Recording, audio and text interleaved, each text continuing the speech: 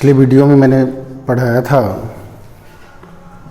Accounting ratio का definition, accounting ratio क्या है और अकाउंटिंग रेशियो क्यों कैलकुलेट किया जाता है, हम लोग क्यों अकाउंटिंग रेशियो निकालते हैं, अकाउंटिंग रेशियो का इम्पोर्टेंस क्या है, और साथ ही साथ मैंने पिछले ही वीडियो में लिक्विडिटी रेशियो के बारे में भी समझाया था कि संस्था का लिक्विडिटी क्या है, लिक्विडिटी को हम लोग कैसे मेज़रमेंट करते हैं, किस तरह से मापते हैं, और लिक्विडिटी को मापने के लिए हम लोग दो और रेशियो का यूज़ करते हैं लिक्विडिटी रेशियो के अंतर्गत, जिसमें से मैंने बताया था आपको, एक तो करंट रेशियो था और दूसरा लिक्विड रेशियो था। आज का टॉपिक है सॉल्वेंसी रेशियो। सॉल्वेंसी रेशियो को हम लोग हिंदी में शोधन क्षमता अनुपात कहते हैं।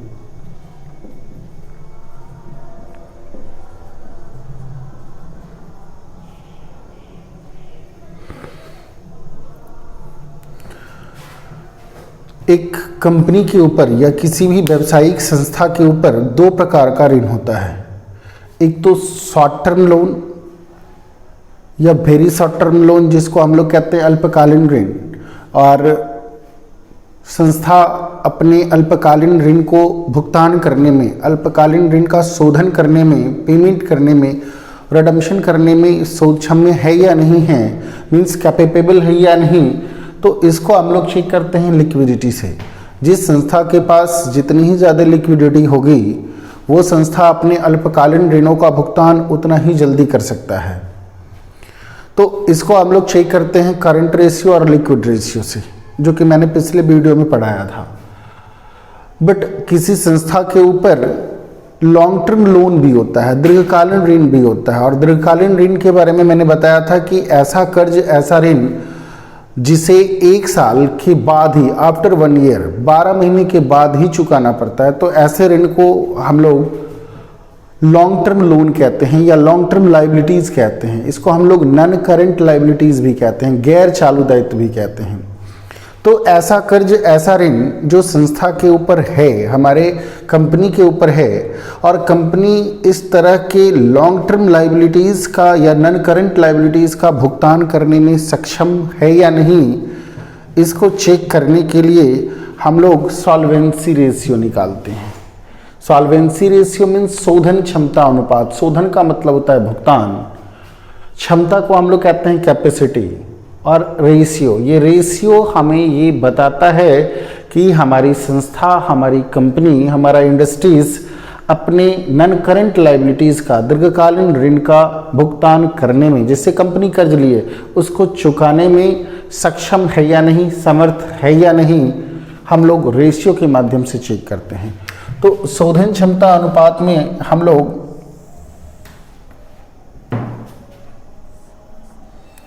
सबसे पहला रेशियो निकालते हैं डेब्ट इक्विटी रेशियो।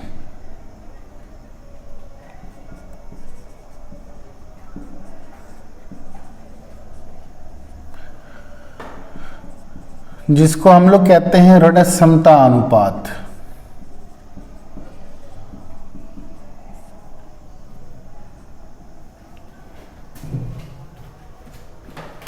सेकंड नंबर में है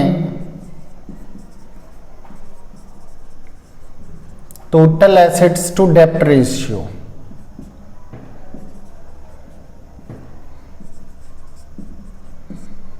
कुल संपत्ति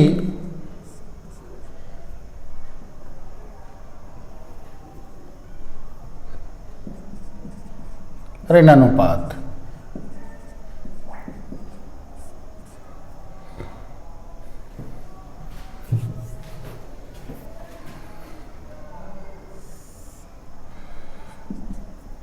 नेक्स्ट है आपका प्रोप्राइटरी रेशियो।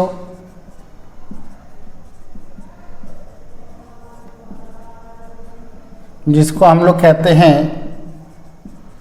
स्वामित्व अनुपात। और नेक्स्ट है इंटरेस्ट कवरेज रेशियो, ब्याज आवरण अनुपात।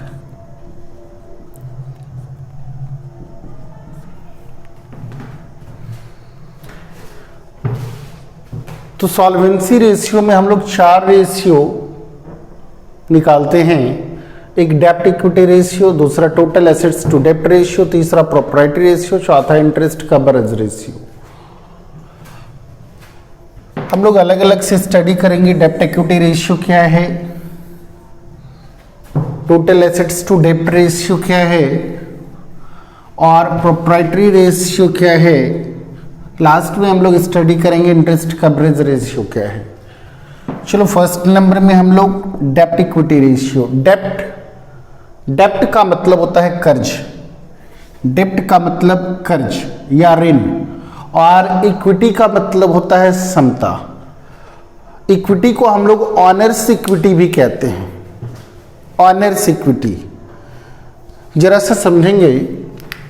किसी भी बिजनेस एंटिटी में, किसी भी व्यवसाय में, किसी भी कंपनी में या किसी भी ऑर्गेनाइजेशन में, व्यावसायिक संस्था में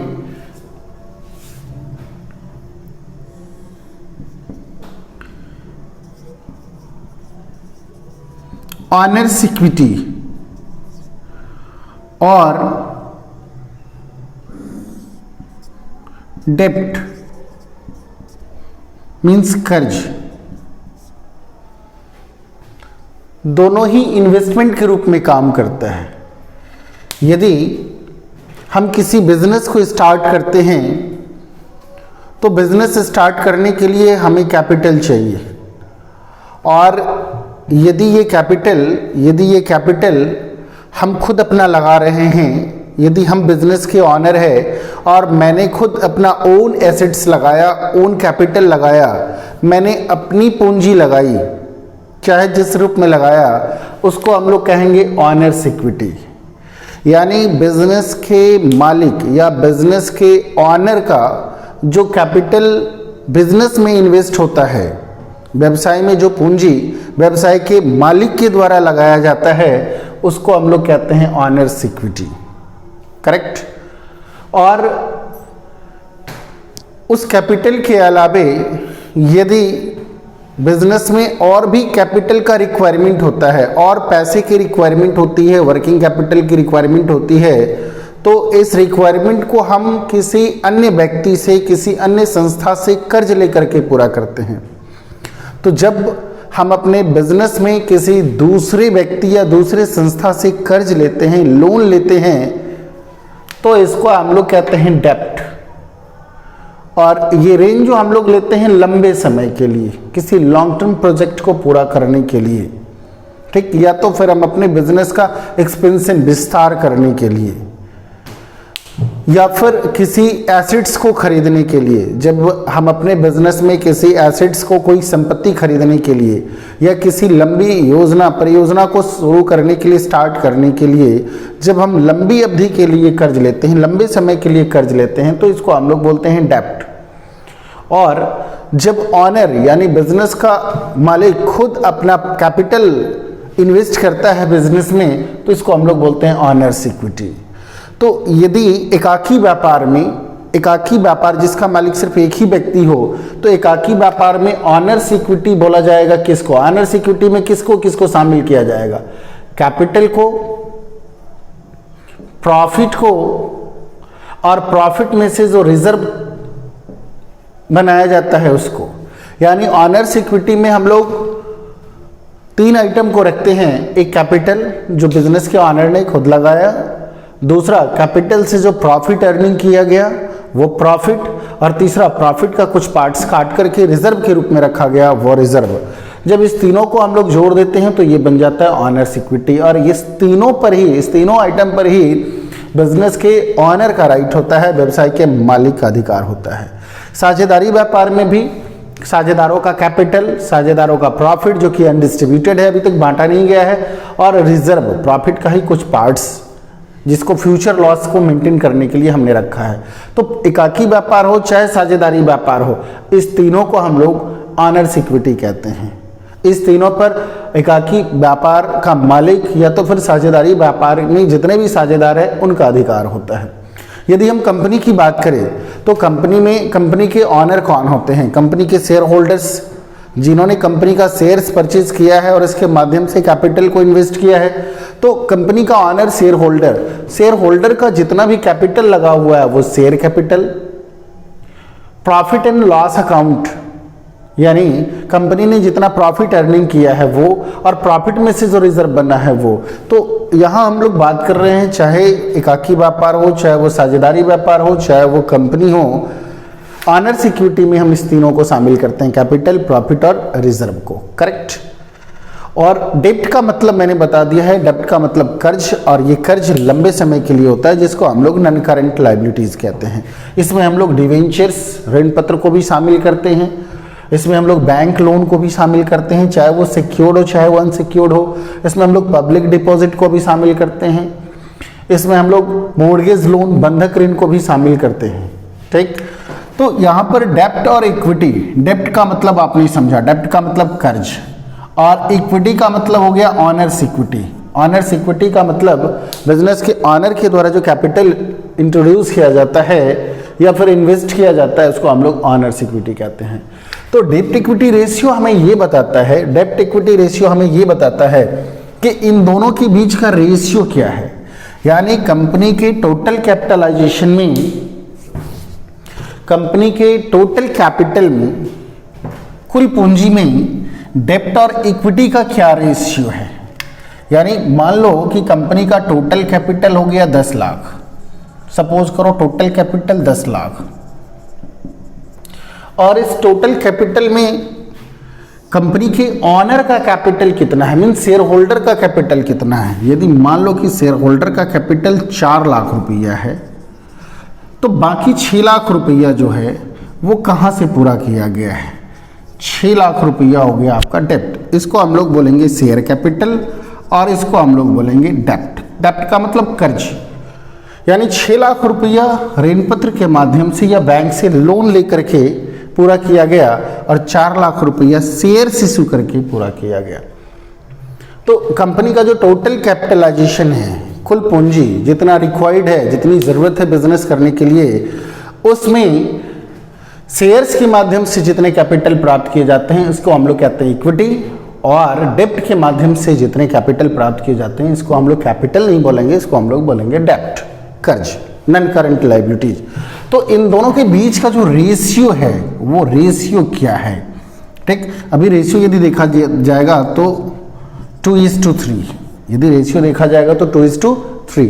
तो डेप्ट इक्विटी रेशियो हमें ये बताता है, डेप्ट इक्विटी रेशियो हमें ये बताता है कि इक्विटी की तुलना में डेप्ट कितना है।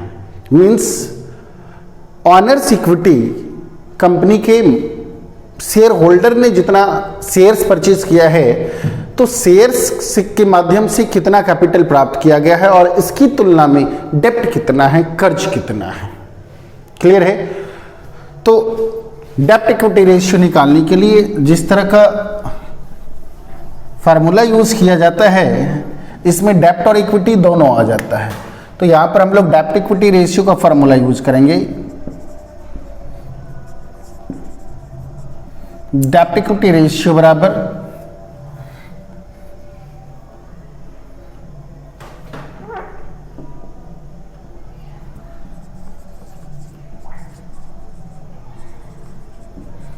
लॉन्ग टर्म डेप्ट्स बटे शेयर होल्डर्स फंड। डेप्ट इक्विटी रेशियो बराबर लॉन्ग टर्म डेप्ट्स बटे share holder fund. Long term debts का मतलब हो गया लंबे समय के लिए लिया गया ऋण, और शेयर होल्डर फंड की जहां तक बात करें तो ऑनर्स इक्विटी को ही हम लोग कहते हैं शेयर होल्डर फंड। मैंने बताया था कि ऑनर्स इक्विटी में हम लोग 3 चीज़ों को शामिल करते हैं, 3 आइटम को, एक तो शेयर कैपिटल, दूसरा रिजर्व, तीसरा प्रॉफिट, और यदि लॉस हुआ तो माइनस हो जाएगा। चलो हम लोग बारी बारी से समझेंगे कि लॉन्ग टर्म डेप्ट्स और शेयर होल्डर फंड में क्या आता है।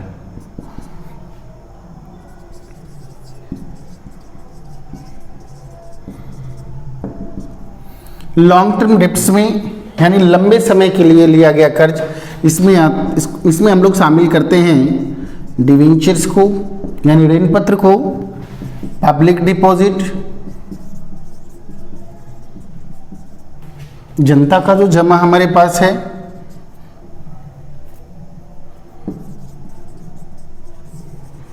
मॉर्गेज लोन, बंधक रख करके, एसेट्स को बंधक रख करके कर्ज लेना, बैंक लोन, चाहे वो सिक्योर्ड हो चाहे वो अनसिक्योर्ड मीन सुरक्षित हो चाहे असुरक्षित हो। तो डिवेंचर हो गया, पब्लिक डिपॉजिट हो गया, मॉर्गेज लोन हो गया, बैंक लोन हो गया, फिर वाइफ्स लोन, पत्नी से लिया गया ऋण हम लोग ETC कर दें। यानी ऐसे कर्ज जो कि कंपनी या संस्था ने बाहरी व्यक्तियों या बाहरी संस्थाओं से लिया है और वह कर्ज 12 महीने से अधिक अवधि का होना चाहिए, अधिक टर्म का होना चाहिए।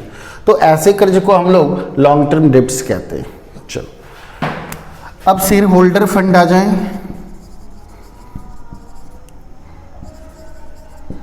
शेयर होल्डर्स फंड का मतलब होता है अंशधारी कोष, यानी शेयर होल्डर का कंपनी के किन किन आइटम पर अधिकार है। तो मैंने बताया 3, एक तो कैपिटल, शेयर होल्डर ने जो अपना कैपिटल लगा रखा है कंपनी में वो, प्लस उस कैपिटल से अर्न किया गया प्रॉफिट और प्रॉफिट में से कुछ बचाया गया रिजर्व। ठीक, बस। तो यदि हम ऐसे यदि शेयर होल्डर फंड को लें तो यहां पर हम लोग लिखेंगे शेयर कैपिटल। अब शेयर कैपिटल में 2 तरह के शेयर कैपिटल आ जाते हैं, एक तो इक्विटी शेयर और दूसरा प्रेफरेंस शेयर। इक्विटी शेयर और दूसरा प्रेफरेंस शेयर, तो दोनों प्रकार का शेयर कैपिटल को हम लोग शेयर कैपिटल में रखेंगे। फिर इसके बाद है रिजर्व एंड सरप्लस। रिजर्व का मतलब होता है संचय और सरप्लस का मतलब प्रॉफिट एंड लॉस का बैलेंस, यानी बचा हुआ लाभ। इसको थोड़ा सा डिटेल यदि हम लोग कर दें तो शेयर कैपिटल में ले लो। शेयर कैपिटल में आ गया आपका equity share plus preference share plus, अब आ जाओ रिजर्व एंड सरप्लस में। तो रिजर्व में आ गया आपका कैपिटल रिजर्व, जनरल रिजर्व,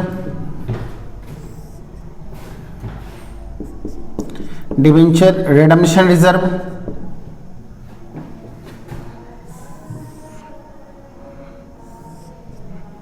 जिसको हम लोग कहते हैं सिंकिंग फंड भी,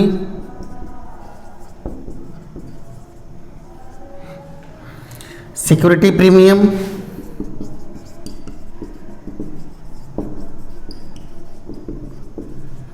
और सरप्लस में आ जाता है सिक्योरिटी प्रीमियम के साथ रिजर्व जोड़ दो। तो ये सब आप जितना भी देख रहे हो, capital reserve, general reserve, debenture redemption reserve, capital redemption reserve, sinking fund, security premium reserve,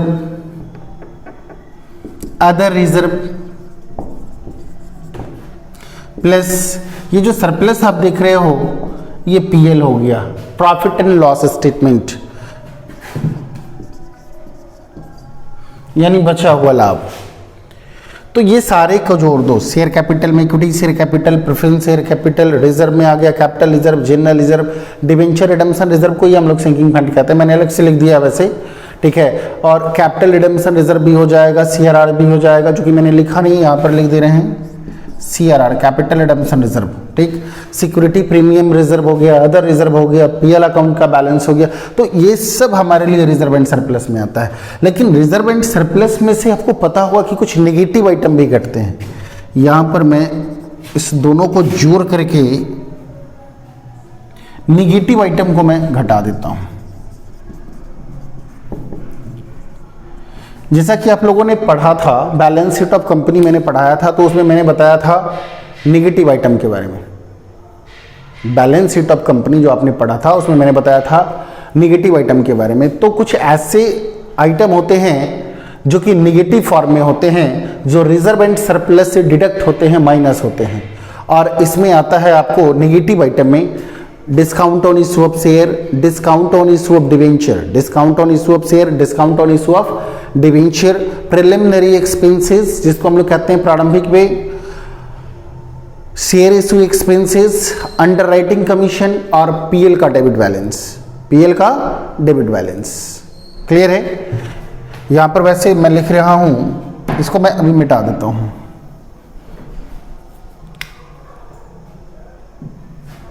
अच्छा चलो रहने दो।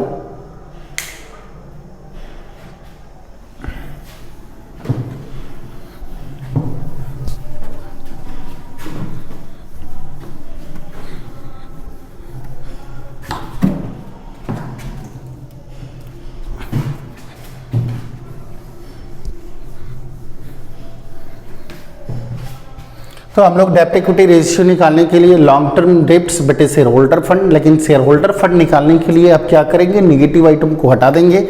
और निगेटिव आइटम में मैं आपको फिर से याद दिला दूं, निगेटिव आइटम में किसको किसको शामिल किया जाता है, discount on issue of share, discount on issue of debenture,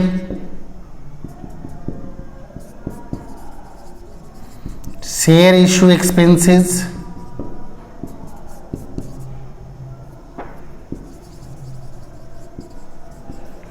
underwriting commission,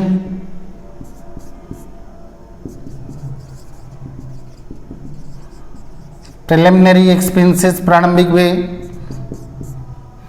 और पीएल का डेबिट बैलेंस यानी debit balance of PL.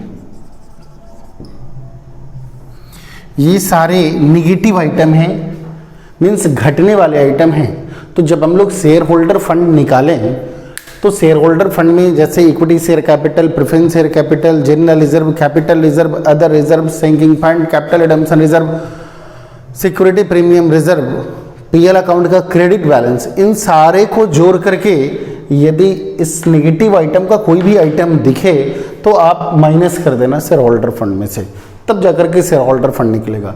Long term debts के बारे में तो मैंने बता दिया है। अब आ जाते हैं हम लोग टोटल एसेट्स टू डेब्ट रेशियो। टोटल एसेट्स टू डेब्ट रेशियो, चलो टोटल एसेट्स टू डेब्ट रेशियो बराबर होता क्या है। कभी कभी यदि आपको फार्मूला नहीं याद हो तो आप रेशियो देख लो, टोटल एसेट्स टू डेब्ट रेशियो मीन्स टोटल एसेट्स और डेब्ट। इसका मतलब है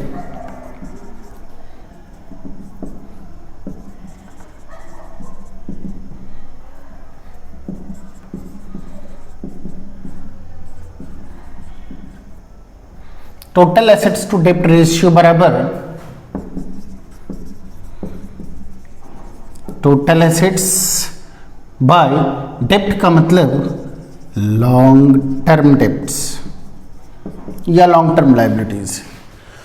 इसका मतलब है कि टोटल एसेट्स टू डेब्ट रेशियो हमें ये बताता है, टोटल एसेट्स टू डेब्ट रेशियो टोटल एसेट्स और लॉन्ग टर्म डेब्ट्स के बीच रिलेशन स्थापित करता है।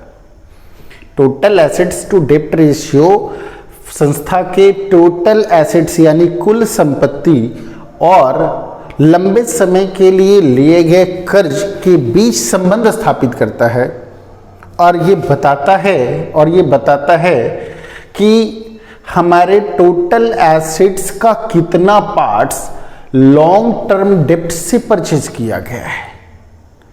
यानी हमने जो लंबे समय के लिए कर्ज लिया था उस कर्ज में से हमारे एसेट्स का कितना पार्ट्स परचेज किया गया है। इसका मतलब है कि हमारे ऊपर टोटल लॉन्ग टर्म डेब्ट्स लंबे समय के लिए कर्ज कितना है और इस कर्ज के पीछे हमारी कितनी संपत्ति सुरक्षित है। इस कर्ज के पीछे हमारी कितनी की संपत्ति सुरक्षित है।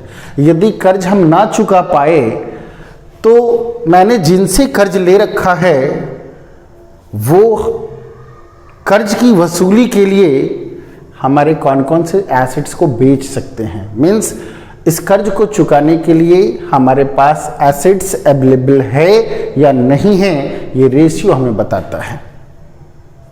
ठीक, तो टोटल एसेट्स बतले long term debts. Total assets में आप किसको किसको शामिल करेंगे जरा सा देख लें।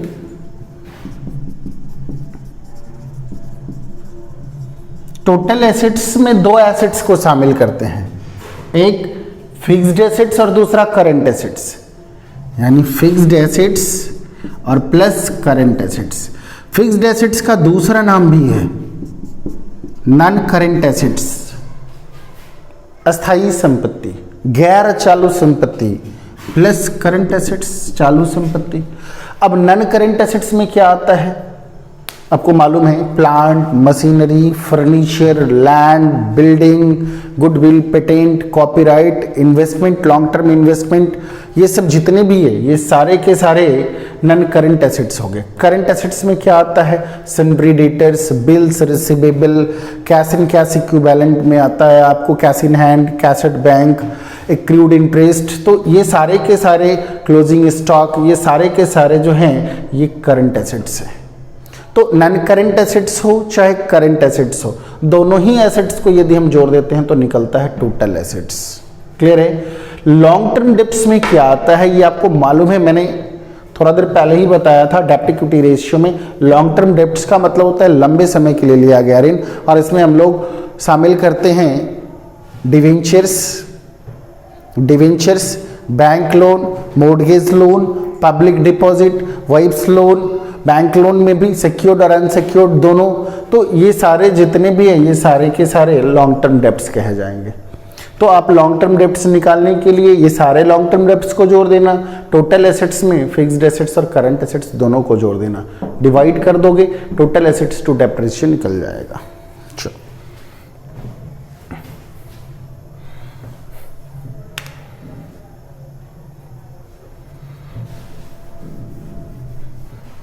चलो प्रोप्राइटरी रेशियो जिसको हम लोग कहते हैं स्वामित्व अनुपात या स्वामित्वशीलता अनुपात, प्रोप्राइटरी रेशियो।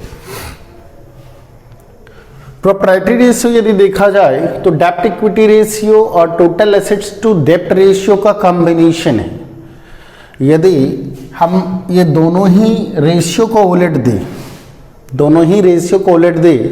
और एक दूसरे के साथ क्रॉस करें तो यहाँ पर हमारा लॉन्ग टर्म डेब्ट्स और लॉन्ग टर्म डेब्ट्स ऊपर नीचे हैं, ये दोनों कट जाएगा, बचेगा शेयर होल्डर फंड और बचेगा total assets. Share holder fund और टोटल एसेट्स, इसका मतलब है कि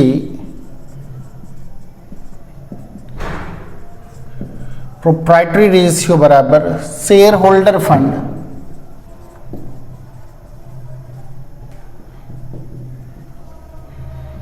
बाय टोटल एसेट्स। ठीक। शेयर होल्डर फंड थोड़ा देर पहले भी मैंने बताया, शेयर होल्डर फंड का मतलब honours equity means share holder ने जो अपना कैपिटल कंपनी में लगाया वो कैपिटल, प्रॉफिट और उसका रिजर्व तीनों को जोड़ दोगे क्या निकलेगा, शेयर होल्डर फंड। तो शेयर होल्डर फंड और टोटल एसेट्स के बीच क्या रिलेशन है। शेयर प्रोप्राइटरी रेशियो हमें ये दिखाता है कि टोटल एसेट्स में प्रोप्राइटर का मतलब होता है प्रवर्तक, यानी जो कंपनी का ऑनर है, जो कंपनी का संस्थापक है, व्यवस्थापक है, उसको हम लोग कहते हैं प्रोप्राइटर। तो प्रोप्राइटर का मतलब ये हो गया कि टोटल एसेट्स, प्रोप्राइटर तो समझ में आ रहा होगा, प्रोप्राइटरी का मतलब होता है स्वामित्व, कंपनी का ऑनर, ठीक है, या किसी भी बिजनेस का ऑनर को हम लोग प्रोप्राइटर भी कहते हैं। तो टोटल एसेट्स में संस्था के कुल संपत्ति में संस्था के मालिक का, ऑनर का कितना हिस्सा है, ये निकालने के लिए, समझने के लिए हम लोग प्रोप्राइटरी रेशियो निकालते हैं। यानी संस्था के टोटल एसेट्स, चाहे वो नॉन करंट एसेट्स हो चाहे वो करंट एसेट्स हो, दोनों ही प्रकार के एसेट्स में प्रोप्राइटर का कितना हिस्सा है, शेयर है, ये निकालने के लिए हम लोग प्रोप्राइटरी रेशियो निकालते हैं। और प्रोप्राइटरी रेशियो निकालने के लिए शेयर होल्डर फंड में क्या क्या आता है ये आपको मैंने बता दिया है, और टोटल एसेट्स में क्या क्या इंक्लूड करते हैं। टोटल एसेट्स का मतलब फिक्स्ड एसेट्स और करंट एसेट्स। क्लियर है। तो फर्स्ट नंबर में डेब्ट इक्विटी रेशियो था, सेकंड नंबर में टोटल एसेट्स टू डेब्ट रेशियो था, थर्ड नंबर में आपका प्रोप्राइटरी रेशियो था, फोर्थ नंबर में है इंटरेस्ट कवरेज रेशियो। जरा मैं इसको साफ कर दूं तो फिर बताऊं।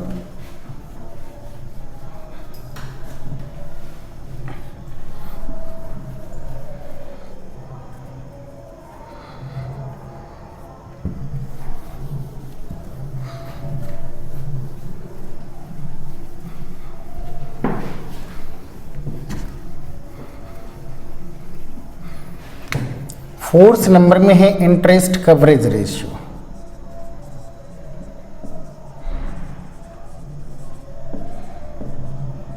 जिसको हम लोग कहते हैं ब्याज आवरण अनुपात।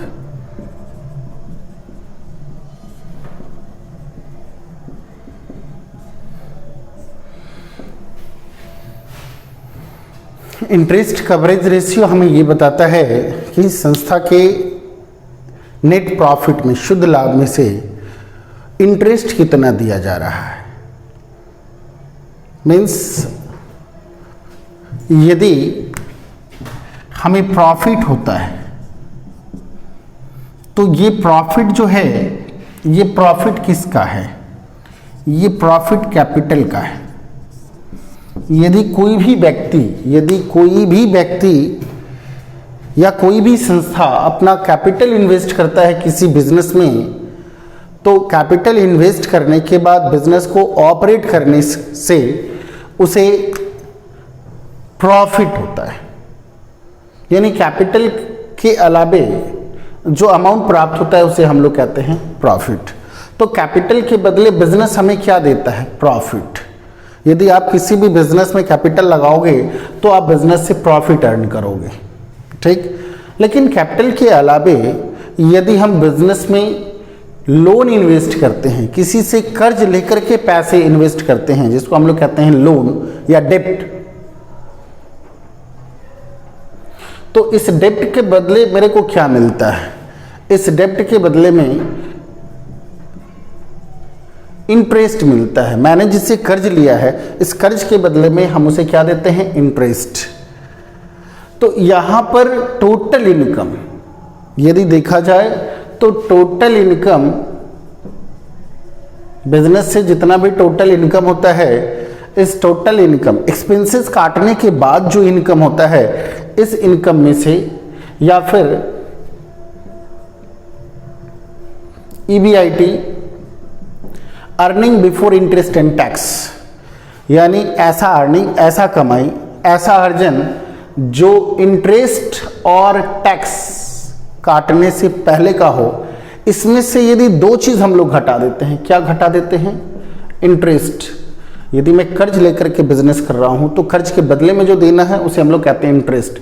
इंटरेस्ट घटा दो और टैक्स घटा दो, ठीक। गवर्नमेंट जो हमारे प्रॉफिट के ऊपर टैक्स चार्ज करती है वो घटा दो, तो जो आएगा उसको हम लोग कहेंगे ऑपरेटिंग प्रॉफिट, ठीक। तो ये जो आप देख रहे हो ये वही ऑपरेटिंग प्रॉफिट है, और ये जो आप देख रहे हो इंटरेस्ट, वो यही इंटरेस्ट है। तो प्रॉफिट और इंटरेस्ट के बीच क्या रिलेशन है, क्या संबंध है? कितना प्रॉफिट हो रहा है और कितना हम अपने डेब्ट पर इंटरेस्ट चुका रहे हैं, ये दोनों के बीच का जो रिलेशन है, इसको हम लोग कहते हैं interest coverage ratio.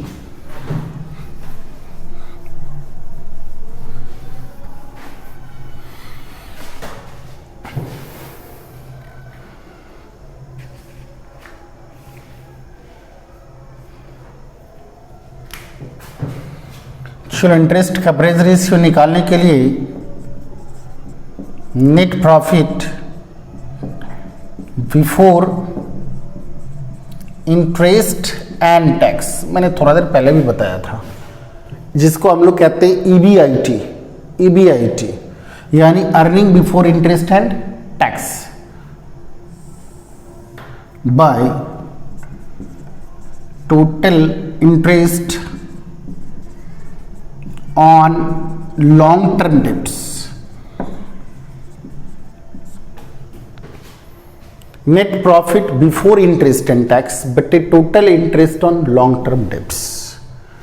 Total interest on long term debts का मतलब होता है कि मैंने जितना कर्ज ले रखा है लंबे समय के लिए, उस कर्ज को मैंने किसी न किसी इंटरेस्ट रेट पर लिया होगा, 6%, 8%, 10% पे, तो टोटल कर्ज पे कितना इंटरेस्ट हुआ, इसको हम लोग कहते हैं, कितना इंटरेस्ट देना है, पेबल करना है, इसको हम लोग कहते हैं total interest on long term debts. Net profit before interest and tax का मतलब इंटरेस्ट और टैक्स काटने से पहले का लाभ। यदि आपके क्वेश्चन में नेट प्रॉफिट दे चुका है, यदि आपके क्वेश्चन में नेट प्रॉफिट दे चुका है, तो आप इसको मानेंगे कि ये नेट प्रॉफिट आफ्टर है, ये net profit after interest and after tax है। इस नेट प्रॉफिट से इंटरेस्ट और टैक्स कटा हुआ है, इसको हम लोग बोलेंगे ऑपरेटिंग प्रॉफिट, ठीक। तो अब इसमें यदि ऑपरेटिंग प्रॉफिट में आप interest on long term debts को जोड़ दो और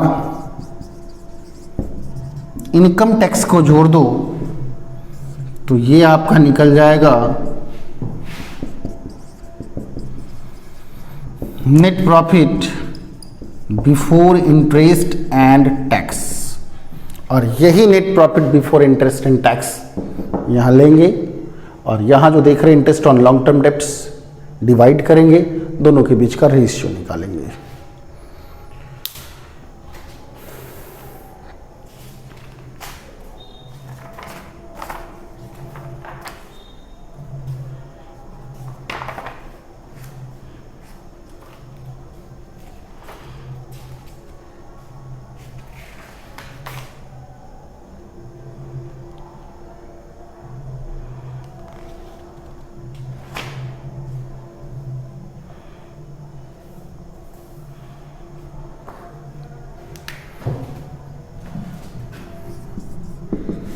क्वेश्चन नंबर 15 का ए से लेकर के 22 तक इस पर सॉल्व हो सकता है। तो आप एसके सिंह की बुक का अब क्वेश्चन नंबर 15 का ए से लेकर के 22 तक चैप्टर है आपका अकाउंटिंग रेशियो, सॉल्व करेंगे इसको।